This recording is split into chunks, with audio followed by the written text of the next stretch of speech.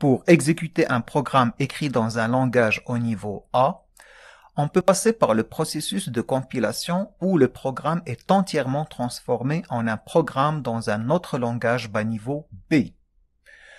Ou bien le processus d'interprétation où on traduit une instruction du langage A à son équivalente en langage B et l'exécuter avant de passer à la prochaine instruction.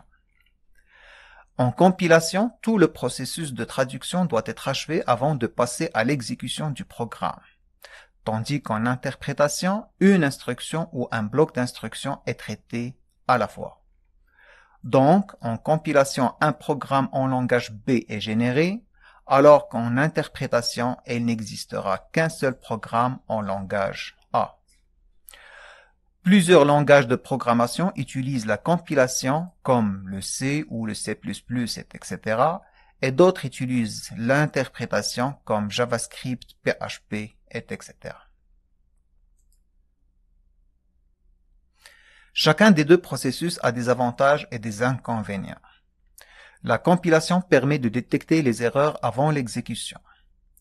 Et comme c'est le programme en langage bas niveau qui est exécuté, l'exécution est rapide et le code source est protégé. On peut partager le programme en langage bas niveau pour que les autres puissent l'exécuter sans qu'ils aient la possibilité de lire le code source. L'interprétation, quant à elle, facilite la programmation puisque les résultats des changements dans le code source sont immédiats. Pas besoin de compiler tout le programme.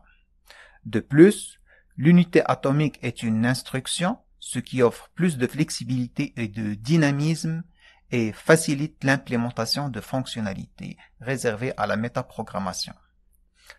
La métaprogrammation consiste à écrire des programmes qui manipulent des données décrivant elles-mêmes des programmes.